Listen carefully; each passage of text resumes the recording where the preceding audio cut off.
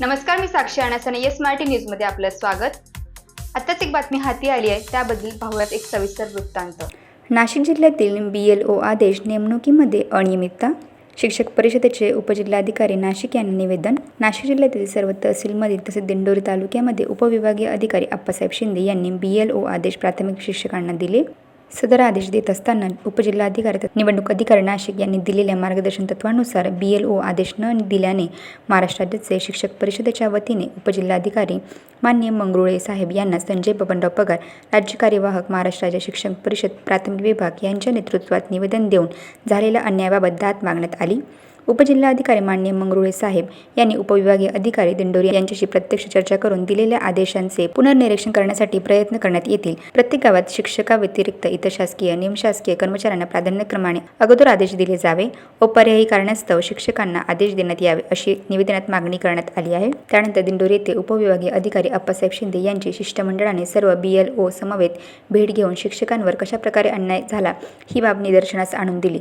साहेबांशी सकारात्मक चर्चा झाली। तसेच निवडणूक कामानिमित्त तालुक्यातील धुरंधर आजारग्रस्त शिक्षक, स्तनंदा माता, गरोदर माता, दिव्यांग शिक्षक यांनी वैयक्तिक दिलेल्या अर्जाचा विचार करून त्यांच्या नेमणुका रद्द करण्यासाठी योग्य ती कारवाई व्हावी अशी मागणी शिक्षक परिषदेच्या वतीने तालुका अध्यक्ष रावसाहेब जाधव यांनी केली। याप्रसंगी जिल्हा नेते रमेश गोहिले, उपाध्यक्ष दीपक खैरनार, दिंडोरी तालुका अध्यक्ष रावसाहेब जाधव, इगतपुरी तालुका अध्यक्ष वैभव उपासनी, तालुका कार्याध्यक्ष सुभाष बर्डे, कार्याध्यक्ष रवींद्र बरसट, कोषाध्यक्ष नितीन शिंदे, संघटक कैलास बांगर, विनोद महाले, अरुण रोडे, प्रेमचंद भोये, कैलास पवार, सुनील माळी, शैलेश कांदळकर, सुरेश भोये, नंदकिशोर नागपुरे, देविदास राठोड, जनार्दन राऊत, श्रद्धा शिंदे, हिराबाई महाले आदी उपस्थित होते। माननीय उपजिल्हाधिकारी सो आणि माननीय उपविभागीय अधिकारी यांनी योग्य वेळी जिल्हाभरातील आदेशात बदल करण्याचे आश्वासन दिले असेल तरी शिक्षकांच्या न्यायासाठी जिल्हाभरात BLO आदेश असणारे शिक्षक बंधू भगिनींशी संपर्क करून संबंधित BLO कामाविरोधात उच्च न्यायालयात रीट याचिका दाखल करीत आहोत अशी प्रतिक्रिया संजय पगार, राज्य कार्यवाहक सरचिटणीस यांनी दिली।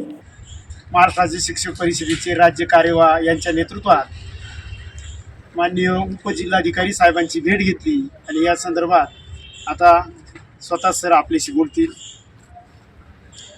माननीय उपजिल्हाधिकारी यांच्याबरोबर गेल्या काही दिवसांपूर्वी दिनांक 24/8/2023 रोजी एक सभा घेऊन त्यांच्याबरोबर चर्चा करण्यात आलेली होती की शिक्षकांना जे BLOचं काम दिलं जातं हे कसं बेकायदेशीर आहे किंवा हे कसं नियमबाह्य आहे आणि त्याबाबतचं स्पष्ट असं इतिवृत्त आणि त्या संदर्भाचे आदेश माननीय उपजिल्हाधिकारी यांनी तहसीलदारांना आणि संबंधित उपविभागीय अधिकाऱ्यांना दिलेले असताना देखील बऱ्याचशा गटांमधून विविध शिक्षकांना BLOचे आदेश दिल्यानंतर आपण एकदा अशा पद्धतीनुसार उपजिल्हाधिकारी यांच्या आदेशांची पायमल्ली ही उपविभागीय अधिकाऱ्यांच्या आणि तहसीलदार यांच्या पातळीवर होती।